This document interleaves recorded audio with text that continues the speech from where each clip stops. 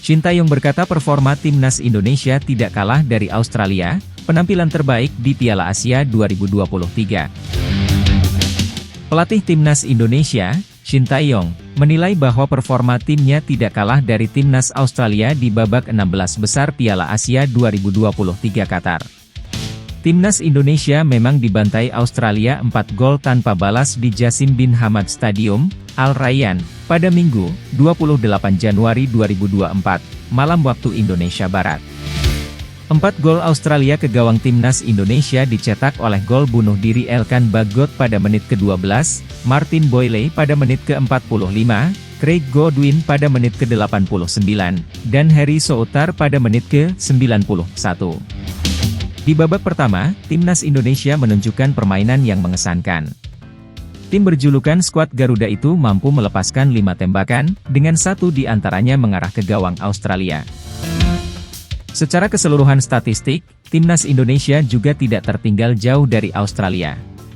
Soal penguasaan bola, misalnya, skuad Garuda membukukan 48%. Bahkan dari segi persentase akurasi operan, timnas Indonesia yang mencatatkan 81% lebih unggul atas Australia yang memperoleh 80%. Saya merasa bahwa kami tidak kalah dalam hal level performa dengan Australia, ujar Shin Tae-yong dalam konferensi pers setelah pertandingan. Saya pikir satu di antara alasannya adalah karena para pemain melakukannya dengan baik. Saya hanya memberikan instruksi kepada pemain dan mereka mengikutinya dengan baik, imbuh Shin Tae-yong. Shin Tae-yong menganggap bahwa penampilan timnas Indonesia kontra Australia menjadi performa yang terbaik sepanjang Piala Asia 2023. Kami tetap kalah karena tingkat pengalaman yang berbeda dan konsentrasi tertentu. Suatu hari, kami akan memainkan level yang sama, jelas Shin Tae-yong. Sebelumnya di penyisihan grup Piala Asia 2023, timnas Indonesia sudah menghadapi timnas Irak namun kalah 1-3, menang 1-0 atas timnas Vietnam, dan takluk 1-3 dari timnas Jepang. Sejujurnya, jika saya menilai kinerja tim ini, pertandingan ini adalah pertandingan terbaik di antara yang lainnya, ucap Shin Tae-yong.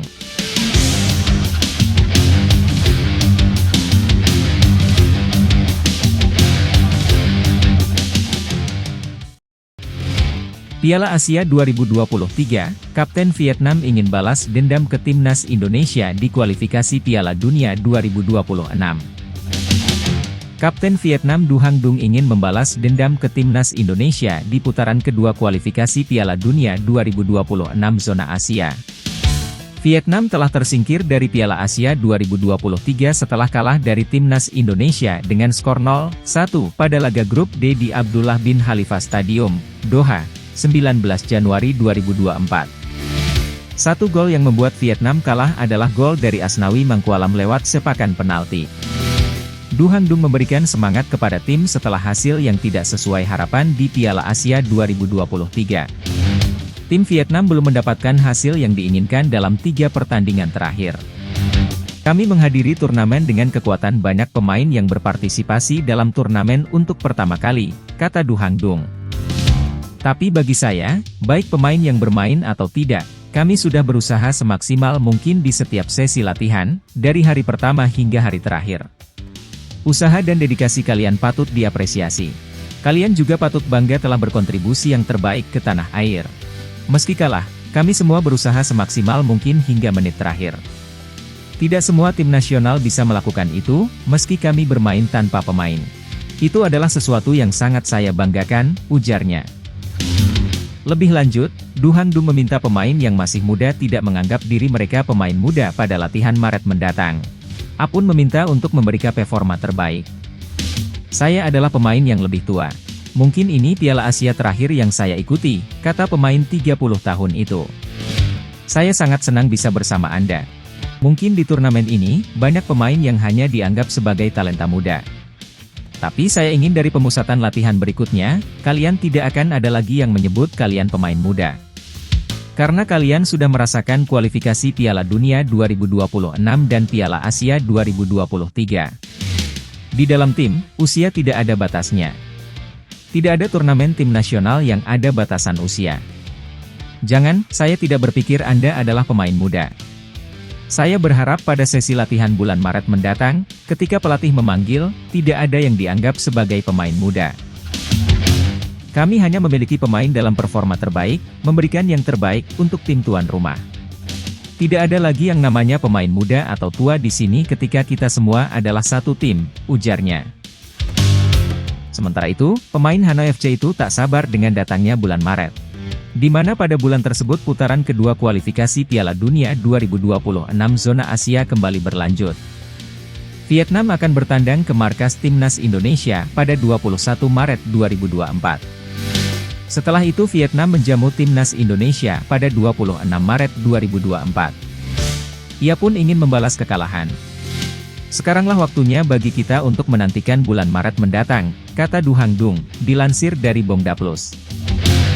Tidak ada yang lebih indah daripada jika Vietnam dapat memperoleh kembali hutang kekalahannya melawan Indonesia. Saya berharap demikian.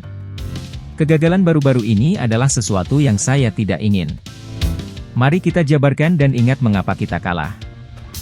Maret mendatang, kita akan siap bertanding ulang, di hadapan sorak-sorai 80.000, 90.000 penonton tim kita. Mari kita perjuangkan apa yang telah kita lakukan, dengan semangat yang lebih kuat, ujarnya.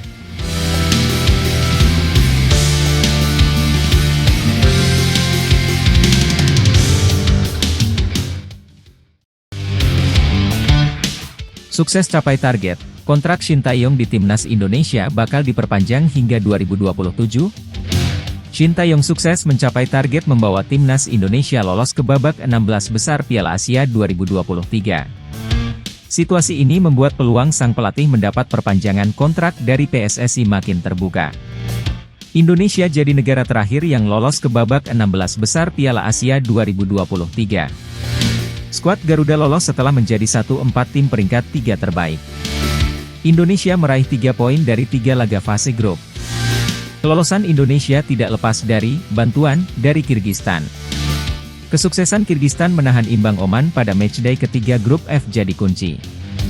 Hasil itu membuat Oman tak bisa menyaingi raihan poin Indonesia. Pada babak 16 besar, Indonesia akan berjumpa Australia. Terlepas dari hasil laga hari Minggu, 28 Januari 2024, itu, Indonesia sudah mencapai target awal di Piala Asia 2023. Sebenarnya, Indonesia memasang target meraih 4 poin untuk lolos ke babak 16 besar.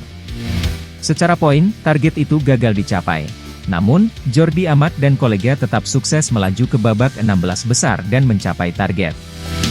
Sukses ini diyakini akan berdampak pada kontrak Shin Tae-yong sebagai pelatih Timnas Indonesia. Saat ini, kontrak Shin Tae-yong dengan Indonesia akan berakhir pada Juni 2024. Kami rapat Exco PSSI beberapa hari lalu. Kami bersepakat menyerahkan ke Ketua PSSI, Erick Thohir, biar beliau memutuskan seperti apa kepelatihan di Timnas Senior dan U23, kata Wakil Ketua PSSI, Zainuddin Amali. Silakan Ketua ambil keputusan. Jika ada penggantinya, kami serahkan ke Ketua, sambungnya. PSSI sendiri telah menetapkan 2 target bagi Shin Tae-yong. Selain Piala Asia 2023, pria asal Korea Selatan itu juga diminta membawa Indonesia lolos dari fase grup Piala Asia U23 2024 di Qatar.